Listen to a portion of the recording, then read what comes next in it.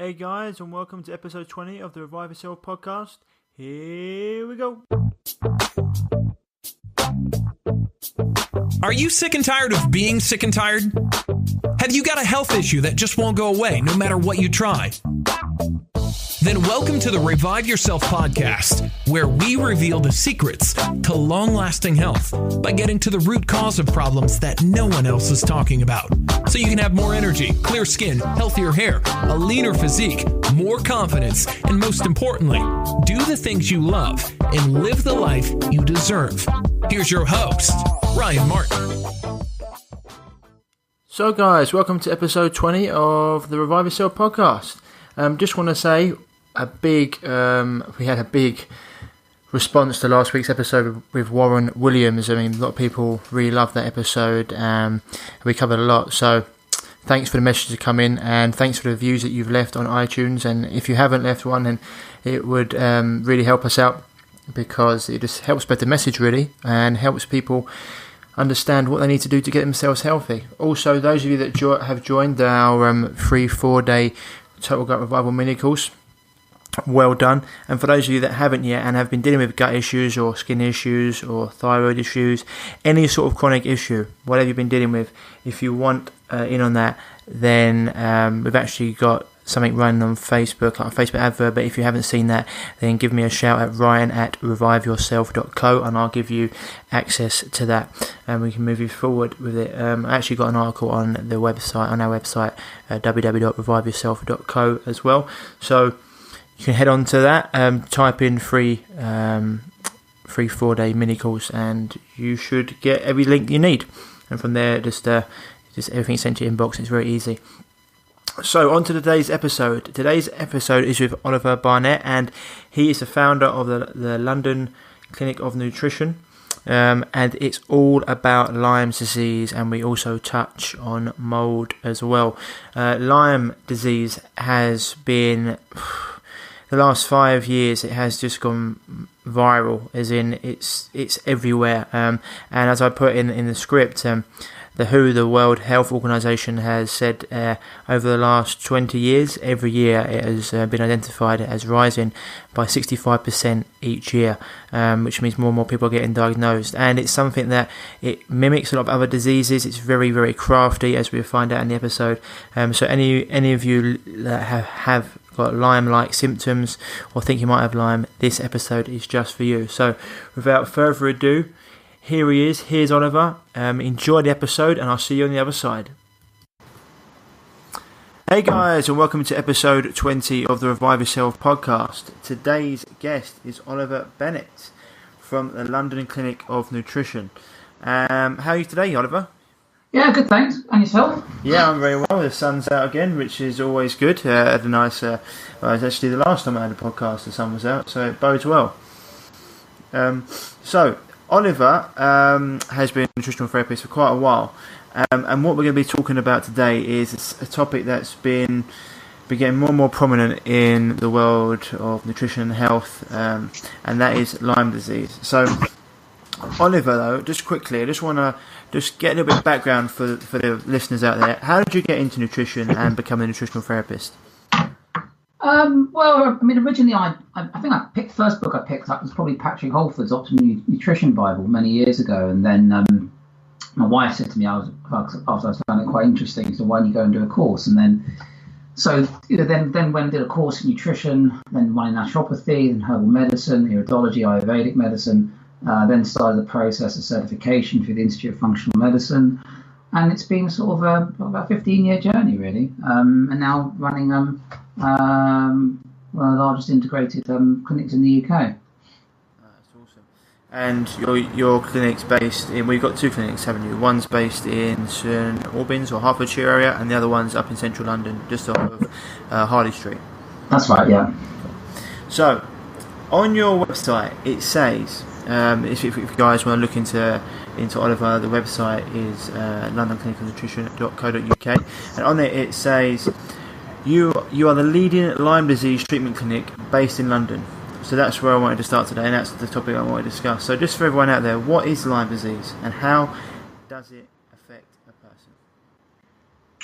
Well, Lyme disease is traditionally it's meant to be caused by a tick bite, but it can actually be caused by contact from sandflies and mosquitoes as well, even spider bites, and can actually be, there's some mounting evidence that it is introduced via sexual contact and can be passed on from mother to baby through the placenta. So I think I still take the naturopathic approach, which is, it's the terrain that's important rather than the bugs. So I think a lot of us have come into contact with Lyme disease as a bacteria. So the actual bacteria that causes Lyme is called Borrelia burgdorferi.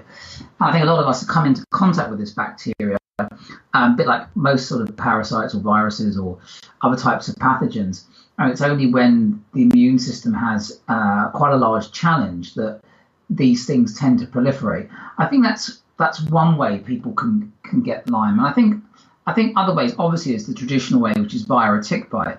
But not everyone that gets bitten by a tick will get Lyme, because only about 25% of ticks carry Lyme disease.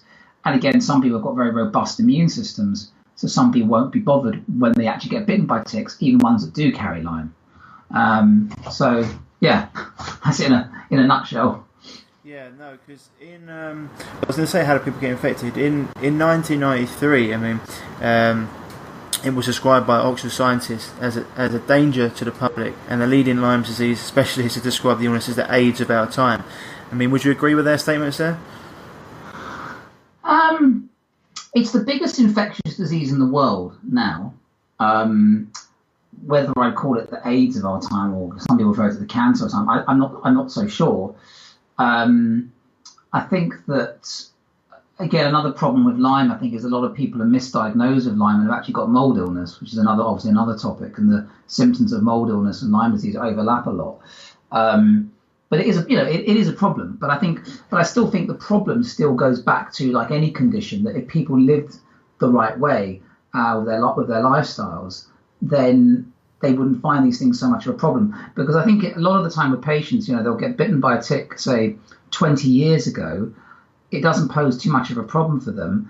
They then go through years of perhaps not living according to the laws of nature, and then at some point there's normally a big stressful trigger, like, say, I don't know, their pet dies, or they lose a relative, or they have a very long series of stresses at work, doing long hours and things like that, and then that has a knock-on effect.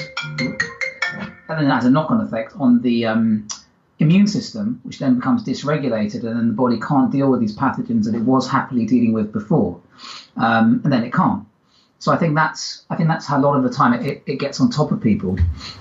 Yeah, I was going to say that, Joe. I was going to say in the last 5 years, Lyme has really sort of picked up in terms of exposure and people getting diagnosed. And I'd say that the World Health Organization identified Lyme's cases in Europe and said they've gone up 65% every year for the last 20 years. I was going to say, why do you think this is? Is it because of poor diet, stress, like a low immune system, a lack of vitamin D, etc.? If people are living that way, are they going to be more robust to something like this disease?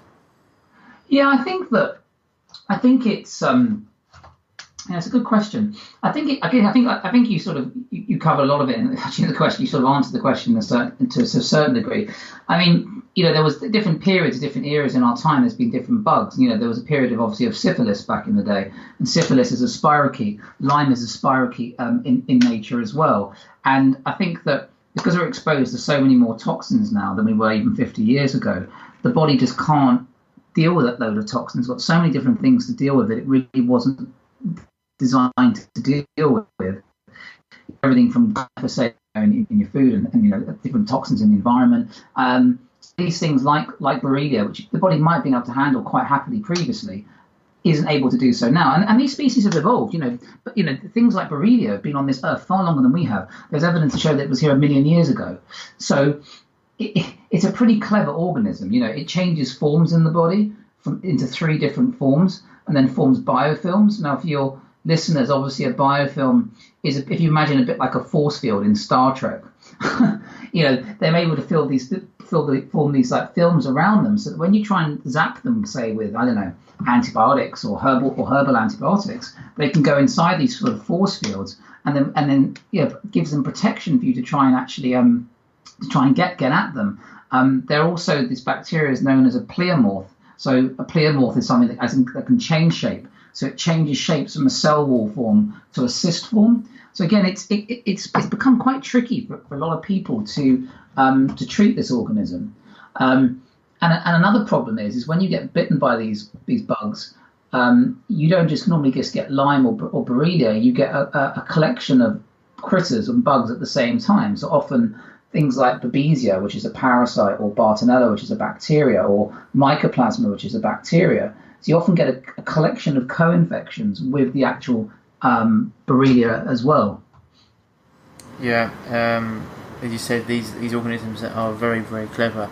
I think I was even reading an article, it might have been by Klingard, talking about how they can even hide their tail, so it can actually, the immune system can't see it. They're very, very clever. And they've been around millions of years, as you said, longer than us. So they are very tricky. They've learned how to survive, right? Yeah, exactly. And that's what goes on. So, in terms of in that way, the healthier you are. This is one of the things that I've on my research, and you've probably done the same. We emit a sort of, how can I say it? Imagine if we emitted an energy force field, and say if the force field was infrared, for example. These bugs or parasites can sense these things in terms of heat, and they can see people with lowered immune systems, if for want of a better word, and they find these are the people that generally, as you say, that they're run down, they're stressed, etc. My girlfriend got it when she was diagnosed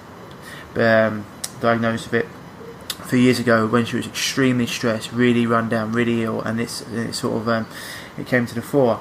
These parasites, these bugs.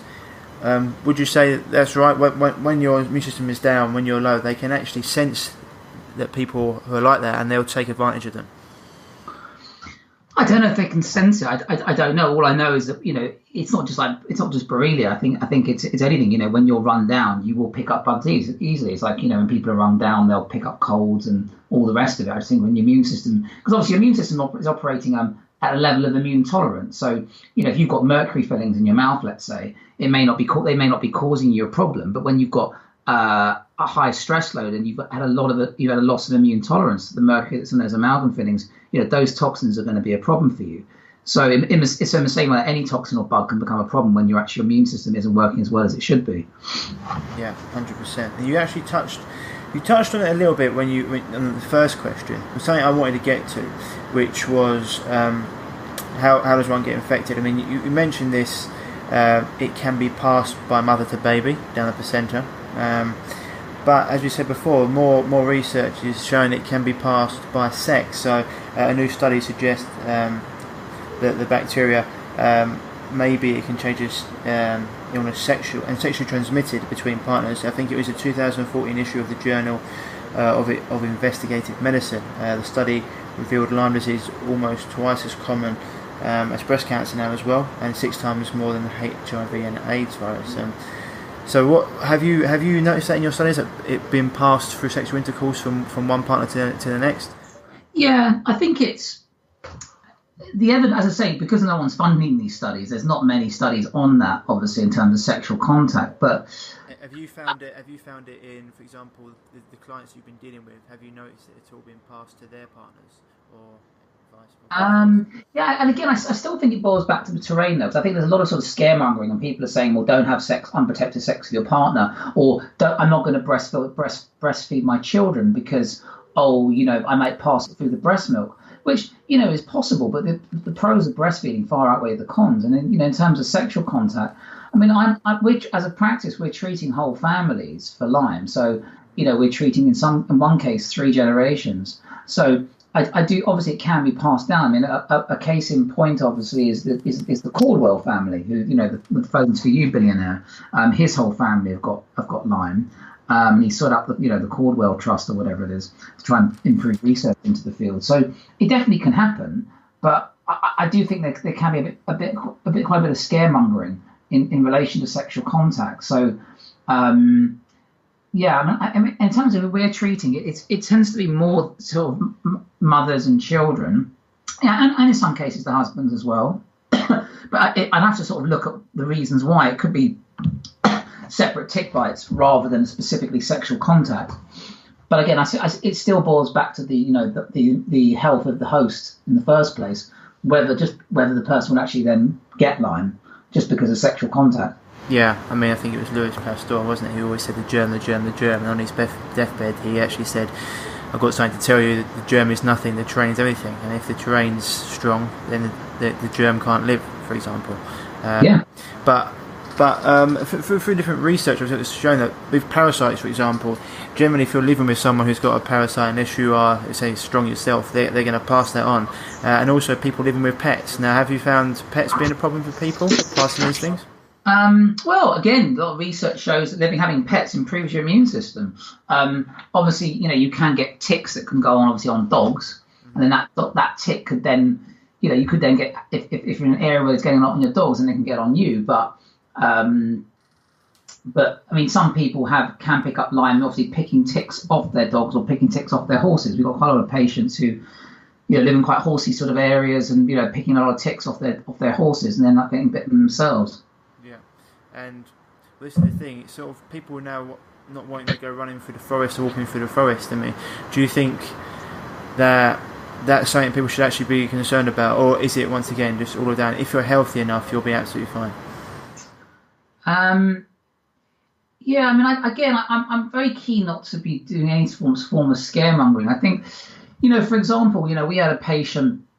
Lyme and ticks are rife in East Europe, and we had a patient who grew up picking ticks off herself almost every day when she was a kid, and then she never had Lyme, but then about many years later, she was a patient of ours, and she was going on a trip to Poland on a bus. And she got bitten by a tick. But on this particular occasion, when she got bitten by the tick, she did get acute Lyme. And we had to treat her for acute Lyme, and we got her better.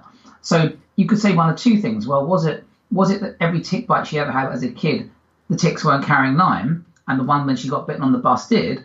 Or was it because she was at a lower ebb when she got bitten by that particular tick on that occasion on that bus? My hunch is probably more the fact that she was at a lower ebb. Because I think she was bitten that many times by a tick when she was a kid. She must have picked it up at some point then. So I think just because you're bitten doesn't mean it's necessarily a problem. So I don't think I'd be discouraging people from going out, in the woods and things like that. I think if you're going to a Lyme endemic area, I think some precautions wouldn't be a bad idea. You can get some really good tick sprays online, which are natural. You can obviously, check yourself when you go in wooded areas. Make sure you wear like long trousers, long tops. If you do get a tick on you, you don't want to just pull it out. You want to use a tick removal tool, which you can buy online.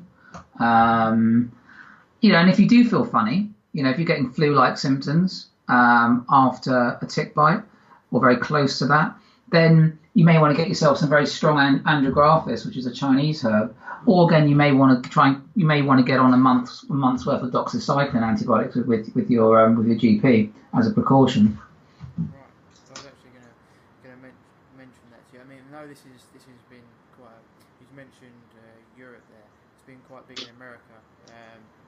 There's a show on. I think it's a documentary on YouTube. People can watch if they want to. Things called Under Your Skin, and it mentions that. There's a few questions I've got around that actually, but so you just mentioned antibiotics there. Do you feel like antibiotics are effective in treating Lyme disease? Well, we've got a bit of a skewed view as a practice because we only see the people it's failed with as patients. But I mean, we did a survey at one of the Lyme conferences last year, and of patients at the conference, and not one of them said the antibiotics had worked for them. All of them said either made them worse, or when they stopped taking it, they had regressed. Yeah. We had a patient in clinic, a very wealthy chap a few months ago who'd been to every Lyme clinic in the world. He'd been to Breakspear in the UK, he'd been to Horowitz in the States, BCA, Gordon Medical, GemSec. He'd been everywhere, Klinghardt.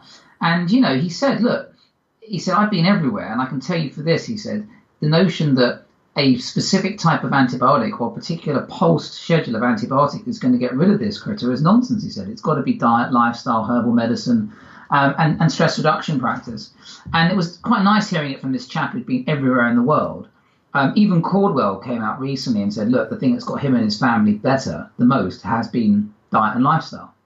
And I think, and also another thing that works really well is looking at past traumas and working on past traumas and emotional trauma. That's a really big one I find with chronic health issues, especially Lyme. Yeah, I mean, I think that's something I touch on a lot of. I think it's the whole holistic approach, really, isn't it? As you say, like we're going to carry on talking about it, but it's the same with.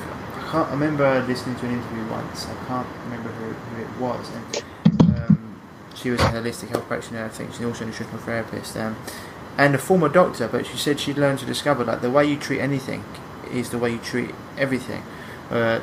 So it's like once you've, as you mentioned here, once you start eating correct, once you start detoxifying your body, once you start exercising in the right way, giving your body everything it needs, changing the terrain. I mean, all the things we know, holistic practices, nutritional, that's the way you build immunity. That's the way you keep yourself, say bulletproof, but generally the way you're going to keep yourself robust from these sort of things, you know. As you say, it seems to be whatever you're dealing with, whether it be Lyme, whether it be cancer, whether it be any sort of problems that are systemic issues, it all boils down to the fact that you're sort of living out of accordance with nature. And the same with parasites, like that Mother Nature's decomposers. If you give them an inch, they'll take a mile, and if you do change your terrain and do get yourself healthy, they have less of an impact. But the problem is, once you've got it, with Lyme especially, it can be very, very difficult to detect, right? For example, it's called, if you can put it on your website, it's called the Great Imitator, you know, with Lyme.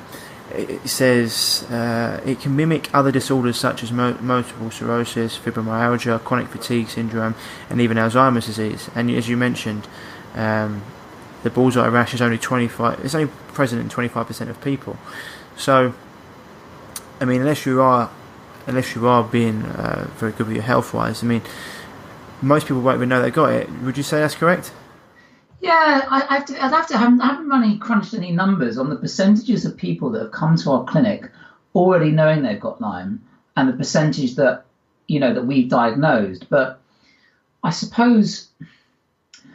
think when we started out treating Lyme, it was probably a lot more people we were diagnosing rather than them coming diagnosed. But now, because we've built up a really good reputation for treating Lyme, it's probably about maybe 60-40 in the favour of people that either know they've got Lyme or got a really big suspicion they have Lyme. Yeah. I think, you know, if you use, say, like the Richard Horowitz Lyme questionnaire and someone's got a score of above 60 odd, that's a pretty high chance they've got Lyme. And you use that with a very good clinical history, and then you use testing alongside that for confirmation. I think then if you use that all in the round, you should get a good enough picture as to whether someone has Lyme or whether they don't have Lyme. Again, the problem, like you say, with testing, it's fraught with problems. There isn't a 100% test for Lyme.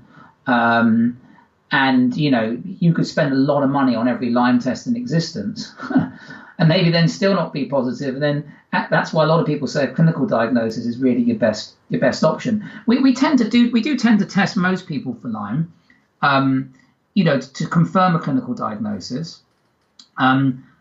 And it depends, you know, what sort of test you're using. But I think some of the tests for Lyme are too sensitive. Certainly the lymphocyte transformation test, or known as the ELISpot, I think is too sensitive. And I think if you picked 100 people in the street and tested them on that test, they'd probably be positive, but Lyme wasn't causing them a problem. So you've got to be quite, discerning. You know, you've got to be quite discerning when working out whether you think Lyme is a problem for someone or not. Right. So, I mean, go for it. I mean, you know, you can get these classic cases, you know, and I think because we've seen so much of it now, we've come quite adept at diagnosing it, and you can get these really classic cases. I mean, you know, guy goes hiking to Scotland and feels awful after going to Scotland. Well, I mean, that's obvious. You know, Scotland's a hotbed for Lyme. You know, we had another patient recently who enjoyed hiking, had been to 15 or 20 specialists. I mean, as soon as I saw the word hiking in her intake forms, I thought it's got to be Lyme. And as we went through it, you know, the intake forms, and we discussed everything, it was just patently obvious. But I think the thing that people should be looking out for in terms of symptoms, probably the classic two symptoms I'd be looking out for would be migratory muscle pain and migratory joint pain. So muscle pain and joint pain that moves around the body, that comes and goes. That one day can be in one place, another day can be in another place, and it can be somewhere else another day. And then the other symptom is numbness and tingling or nerve pain that moves around the body. Those are two classic symptoms. And then obviously fatigue, brain fog, visual issues, auditory issues. There's a million and one symptoms, but those are probably the most classic ones. The symptoms very much, they're very much in line with parasitic infection. It's one of those things that these things can cause. They're the main ones, but they can cause anything, right? They can literally cause any amount of symptoms, and then people go and try and treat the symptoms without reaching the underlying root cause, which unfortunately happens quite a lot. So in your clinic, you mentioned a few things there, but if we just go through it, how do you test, or how do you actually detect Lyme? And I say I want to go into later on. You mentioned a few of the tests there. So if we could say, for example, tests that you think that are on the market that you wouldn't use, tests that you would use, and then how you'd go about it yourself.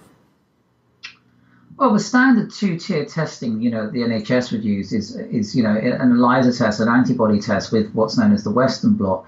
And it's looking for the Borrelia species to appear on certain bands when analysed under a microscope. Unfortunately, those tests are at best maybe 30% reliable, but probably misses maybe 3 and 4 or 2 and 3 cases of Lyme. So what we then tend to do with patients is we tend to use external labs, often in Germany or in America. And those labs will be using, as I said earlier, lymphocyte transformation testing, which is looking at what's going on a cellular level. There's BCA labs, there's Armin labs, there's Melisa, who did quite a nice one. There's now a new test that's just coming out called the TICplex, which is a multi-peptide ELISA test, which measures IgG and IgM for Borrelia and a lot of the co-infections, which, again, there's meant to be a study with 2,000 patients, but I keep asking for the study and it hasn't been provided. So I'm not sure how useful that test is going to be. I think the best Western blot test in the world is the one done in with IGeneX in America. That's got quite a good accuracy, that one. Again, some people won't test positive on tests, but they'll test positive, say, on bioresonance. You might be finding some patients who bioresonance. I think some more testing.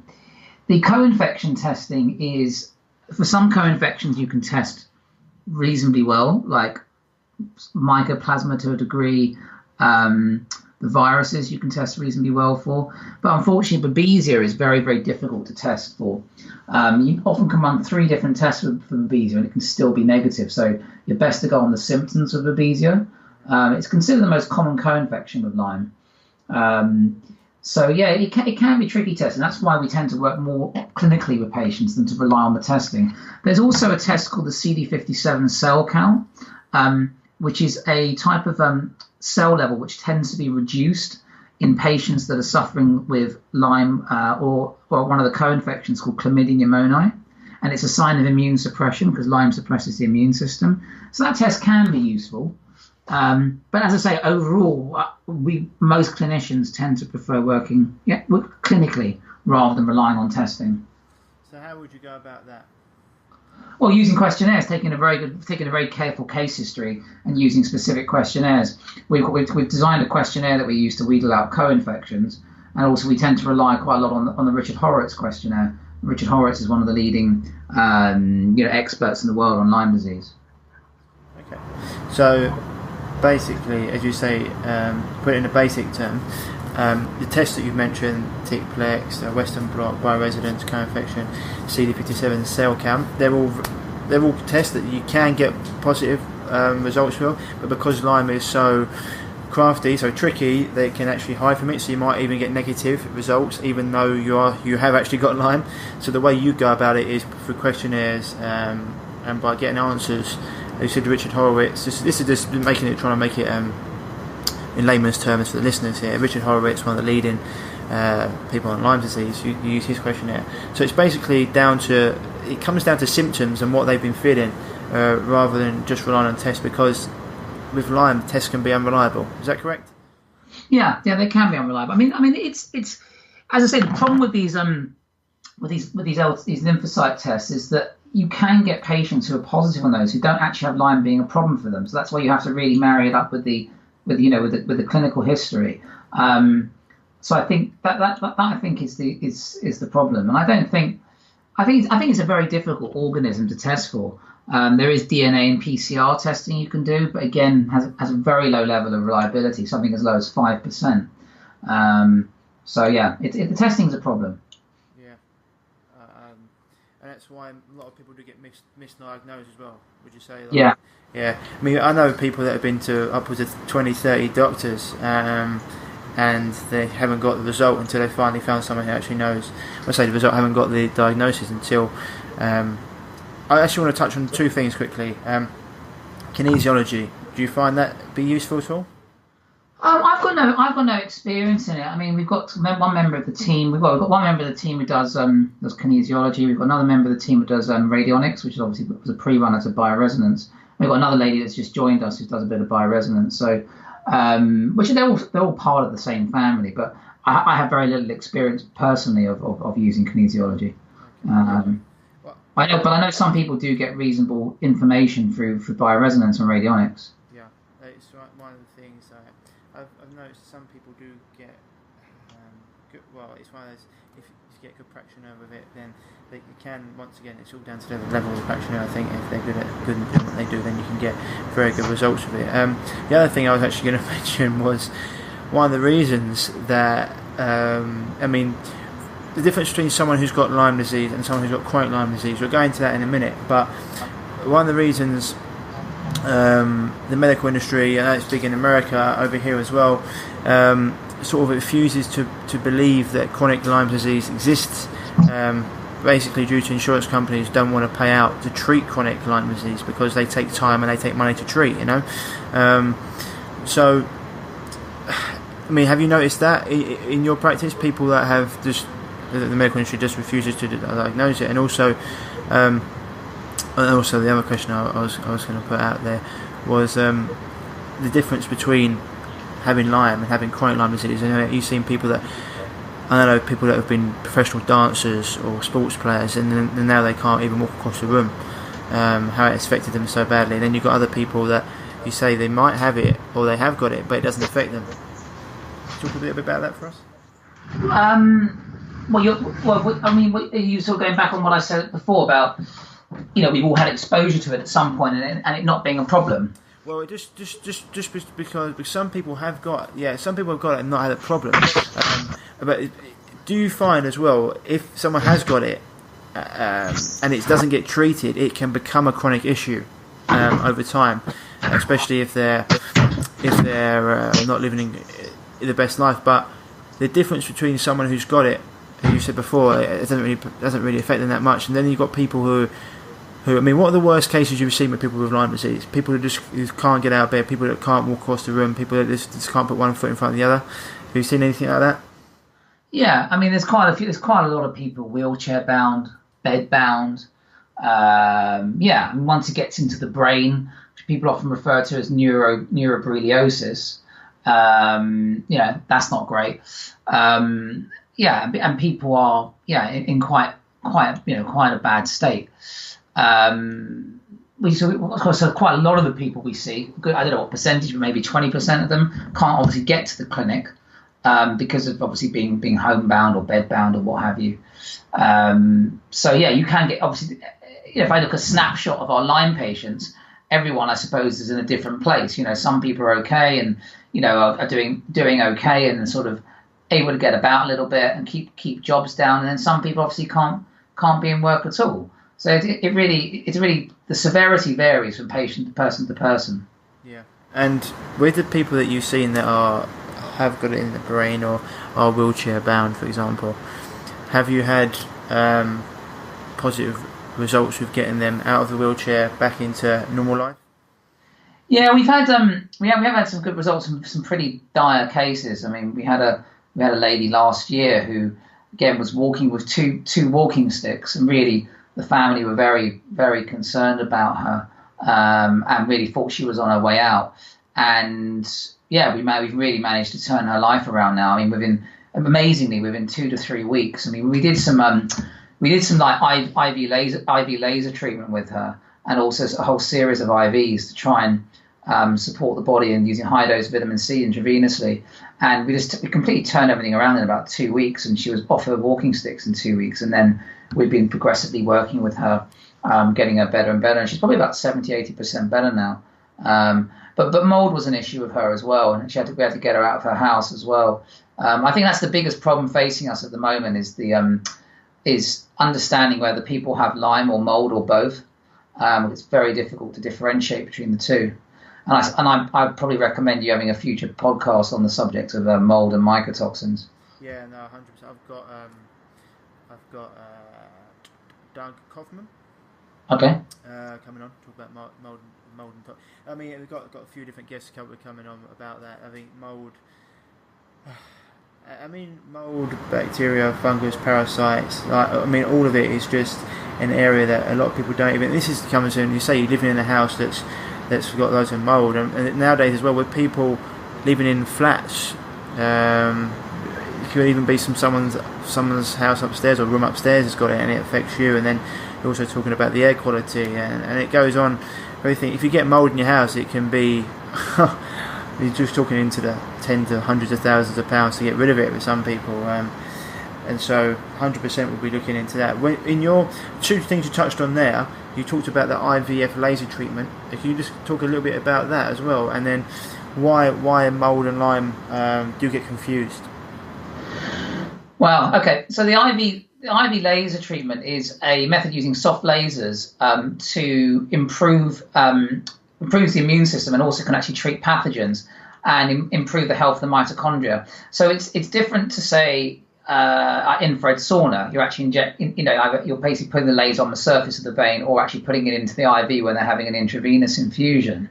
And we've seen quite a number of patients now. You can get quite swift results by using this laser therapy, and quite a few clinics in America have adopted this approach. So we tend to combine that with sort of nutrient cocktails or high-dose vitamin C, using glutathione as well, and also more recently using intravenous nanoparticles of silver. Right. So again, a lot of clinics in America are using silver IV to treat pathogens. And I think we're the first and only place in the UK offering this at the moment, the IV silver. So what was the second question? Well, no, the second question was the link between mold and Lyme. What is the connection? Why does that get confused? What's the best way of answering this? I think the symptoms overlap with mold and Lyme. So I think the best way of answering this, it's very difficult to test for both mold and Lyme in terms of accuracy. That's another problem. What else? Again, you can have families living in the same house where there's mold, mycotoxin, or biotoxin exposure, and it only affects one person. Again, it still comes back to that person's immune system and their genetics as well. I mean, Richie Shoemaker's identified certain gene mutations that are associated with people having problems with mold toxins. Now, he's made a big sort of hoo-ha about this, but quite a lot of other experts haven't found the correlation. And again, I haven't found it so much either in the patients that I've seen have done the HLA gene testings. So, yeah, I think I actually believe, knowing what I know now, that mold toxicity is actually a far bigger problem than Lyme. And I think a lot of people that we see that aren't getting better from Lyme have actually got mold toxicity. You treat them for mold, and they actually get better.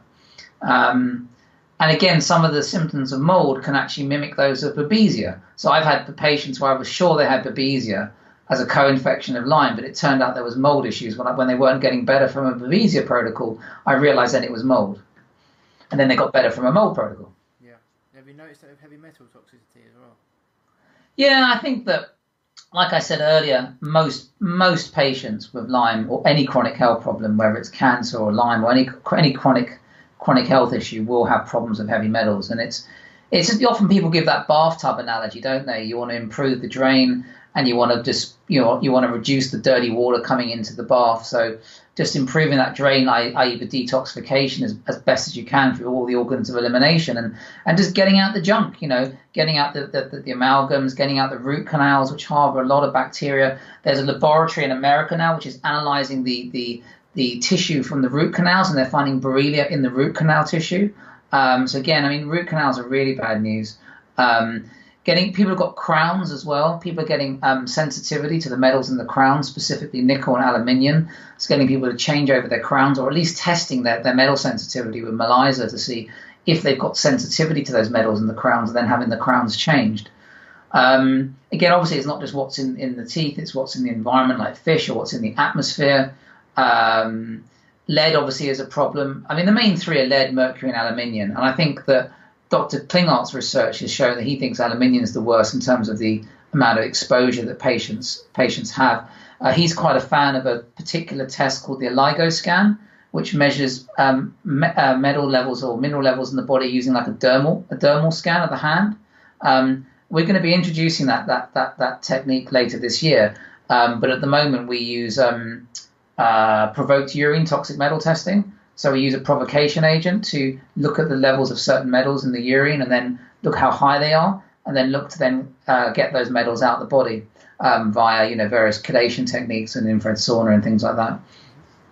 So, I mean, with mercury and aluminium, etc., it's lucky they don't put that in vaccines, isn't it? Well, they are in vaccines. Exactly, that was my point.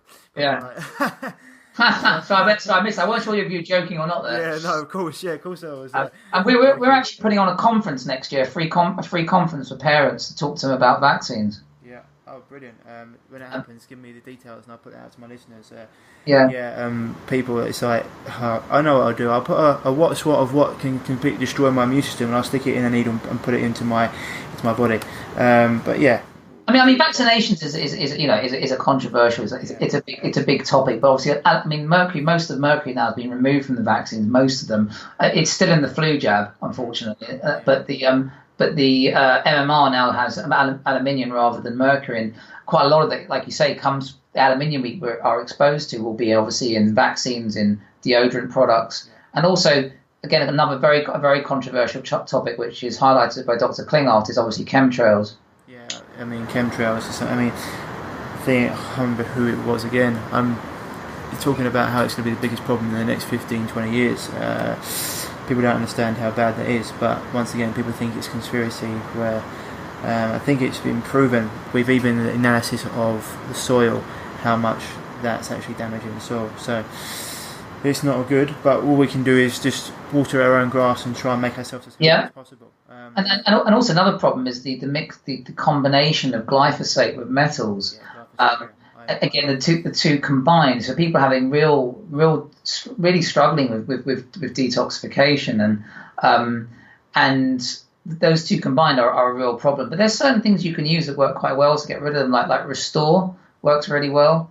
A product called Restore, and also using, funny enough, Enteros gel. It's silica based, is very good for getting aluminium out of the body. What was that one? Enteros gel. Enteros. Okay. Yeah. Yeah, I interviewed Dr. Stephanie Seneff. I think she's one of the leading. Oh, brilliant! Yeah, about glyphosate and the mercury and how it's and aluminium and everything else around that. So anyone who wants to go back and look at that about the glyphosate, you can look at that episode. She's very, very, very intelligent when it comes to that. So she's very Stephanie Seneff is a legend. She's an absolute legend.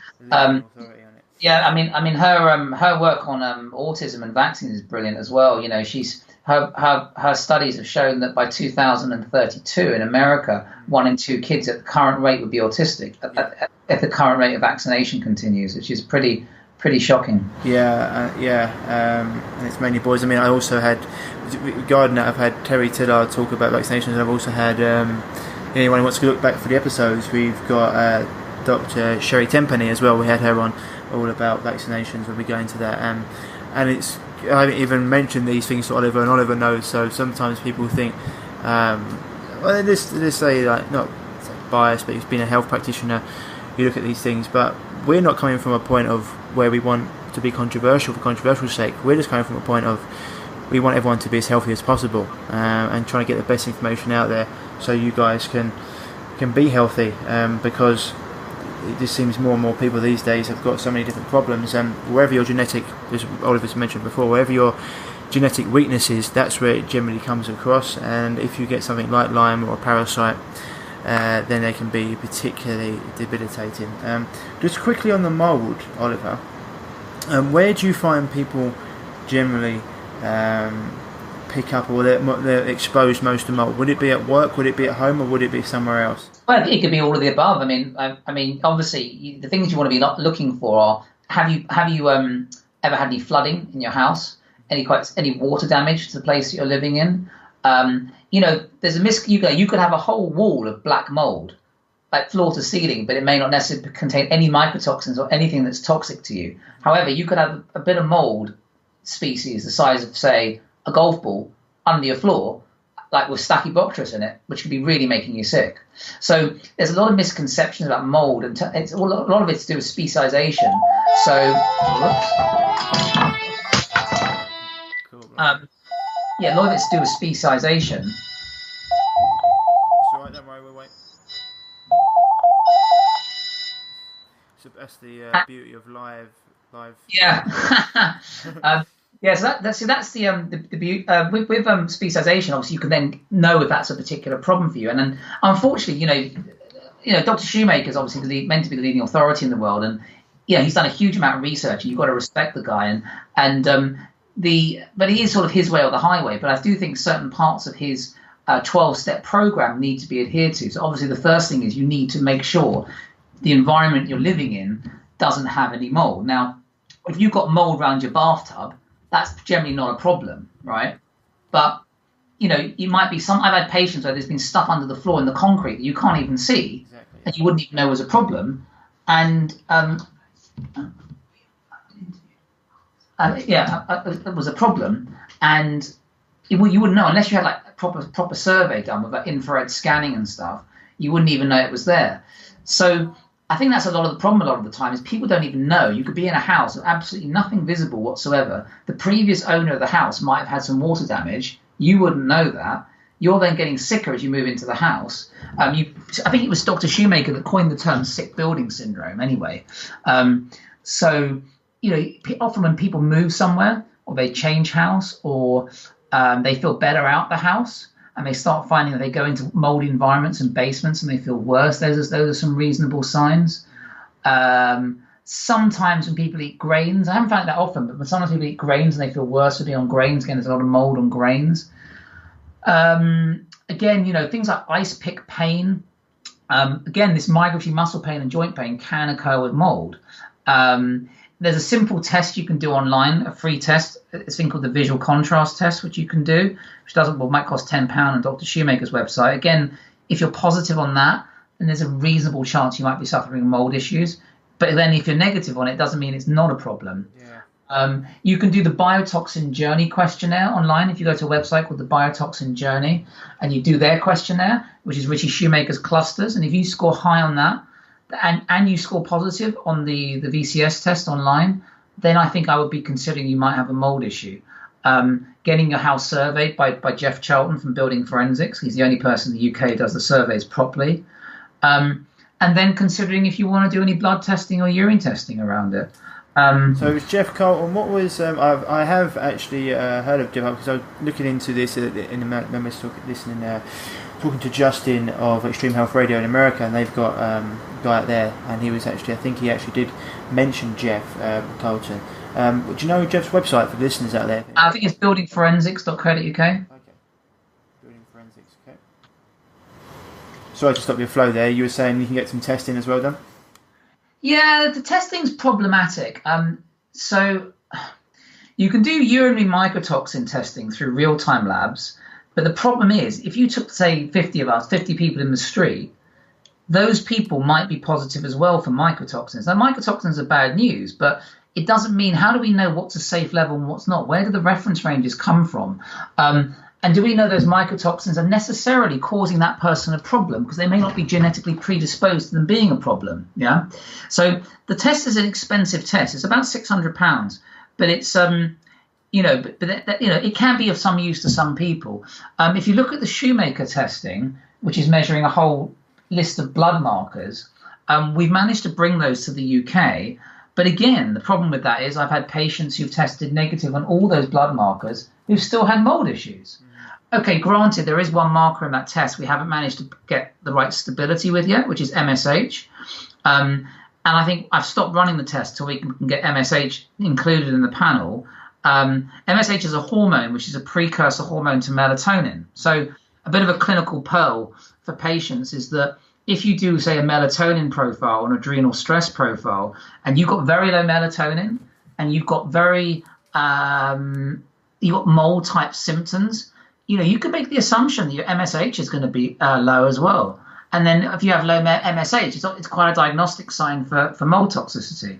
So that's a bit of a tip if your patients are doing, hormone testing and they've got mold type symptoms. Mm-hmm. As with you mentioned there with genetics, if someone is mentioning genetic predisposition to some of these things, if people are living a healthy life, once again we go back into it, and their terrain's healthy, epigenetics comes into play. Would you say that they're not going to get these things if they are living a certain way? Yeah, it's difficult, isn't it? Because you could have the HLA. Let's say you had a lot of the HLA gene mutations that Shoemaker's identified, and then you had, so basically you got the gene mutation, then you got the environmental trigger. You move to a house, that's got quite a lot of quite a sick building. Question is, are you if you're in that 25%, as Shoemaker says, of people, and then you get that exposure, are you going to be okay? I don't know the answer to that question. If you can be as healthy as possible, and who knows, maybe it might still be a problem. I don't know the answer to that. I mean, it really depends, patient, person to person. The thing is, those HLA gene mutations that Shoemaker's identified, the test is only available for LabCorp in America, and it's very expensive. It's about £1,500. And as I say, some of the other mold commentators and mycotoxin experts have said they haven't found those HLA tests useful. And I've seen a few patients who've had them done in America, and again, they've been negative on them, but they've still had mold issues. So, yeah, I mean, he raves on about these HLA tests, Shoemaker, but I'm not convinced. It seems all a little bit of just some of it just pissing in the wind. Excuse my French. As in, like, you're just literally just there's so many different tests, and with all of them, you're not guaranteed to get a positive result whether you've got the issue. So I think going back to what you said before, I mean, you mentioned it before as well, but it's serious with Lyme, etc., and mold. It can get so bad for people that some of them can't work. Some of them have even been known to commit suicide. It gets so bad for people. So the things that people need to do, if they, for example, say you couldn't afford any tests, or you can only have a certain amount of tests, what can people do to stop themselves being affected? I mean, obviously, if they haven't got a genetic mutation, they're not predisposed to it. But when it comes to Lyme, when it comes to mold, when it comes to all these things, what are the basic things people can do to reduce their possibility of getting these things? I think you just go back to basics. You eat an organic diet. You eat a reasonably high, if you can tolerate it, high vegetable, intake. Because also, we haven't got a rumen like cows. I don't think we've evolved to eat tons of vegetable matter. So I think if a lot of people struggle with high vegetable diets, then obviously you can do it in the form of juices and smoothies, like green juices and smoothies, which are much more easily assimilated into the body. If you're someone who can eat, kale salads every day, then great. But I think getting quite a high phytonutrient and eating quite a lot of foods that are, good for the liver, like bitter foods, things like watercress, rocket, lots of and trying to mix your phytonutrients like lemon zest, lemon juice, and turmeric, and then obviously, good quality. If you tolerate things like good quality eggs, grass-fed meat, low mercury fish, I think so. Eating a very good diet, I think, is is the foundations, along with obviously with water, and ensuring ideally, you've got a water supply that's, treated, say, with reverse osmosis and then remineralized and, say, deionized. And there's lots of different systems on the market. Again, living somewhere where you're actually getting decent amounts of sleep. So again, I think the body often is better when you've got quite a dark room at night. And then, so again, somewhere you get very good quality sleep. I know you can get these things now like Fitbits and stuff that, if you turn the Bluetooth off, I suppose you can still measure the sort of quality of sleep you're getting. So some people like to do that. Again, stress, doing things that are that you feel that make you happy. So trying to be in relationships and jobs where you feel part of a community, and not activating the stress response regularly, only using it in emergencies. So things like that. Having enough free time and time to spend doing the things you really enjoy, and live a fulfilling life. Having time for meditation, getting the body in that rest and digest phase. So all the real basics really. Can be your sort of insurance policy. I also think as well that every home now should have, because of the amount of exposure we have to toxins, I think every home now should have something like one of the mat-based infrared saunas from Get Fit. Again, they're very easy to keep at home. You can go under the bed, you can fold them up, and use that 3-4 times a week. Maybe just lie on it for 20 or 30 minutes each time. And again, that's just a nice insurance policy. Yeah, I think it's basically just living in a way that's conducive to building. So I always say to my clients, you probably say medical industry looks at fighting disease, whereas we look at regenerating health, and a healthy body generally doesn't get these problems, So everything you mentioned there, it's getting your diet right. As you said there before, I've always said this to people as well, you mentioned something very, very important, which is doing things in your free time, doing things you love. You say to people sometimes, well, what do you enjoy doing? And they're like, well, I don't know. Well, what do you love? Well, I don't know.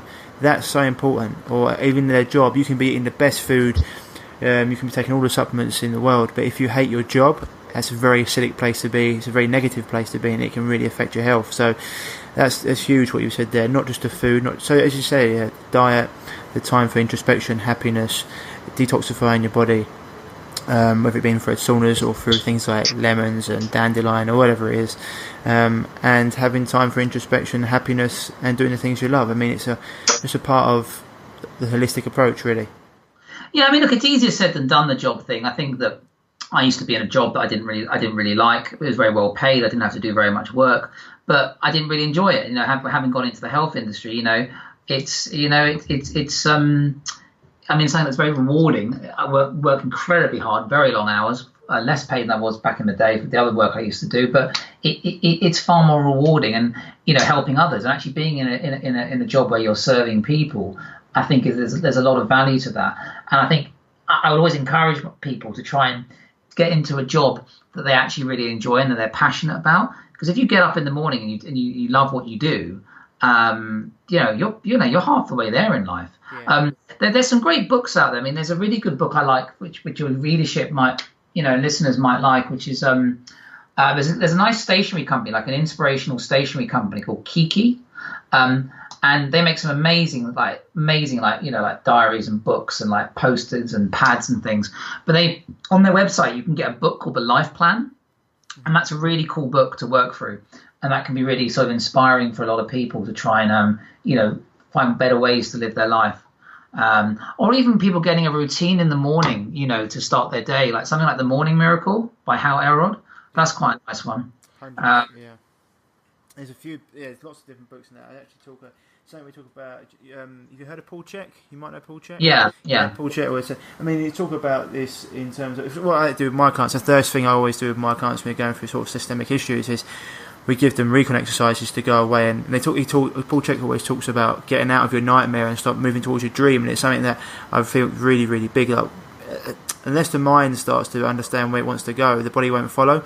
So, and when people's crisis is bigger than their dream, then they're always going to live there. But when you start building them towards where they want to be and giving them a route to get there, then that's half of the battle as well. So because otherwise it just becomes like people, as you might know, some people like to, not everyone, but some people have an issue, and that becomes the reason why they can't do anything. Or I've got this, or I've got that. And so getting them out of that and moving them towards where they want to be is a huge part of health, in my opinion. Yeah, definitely.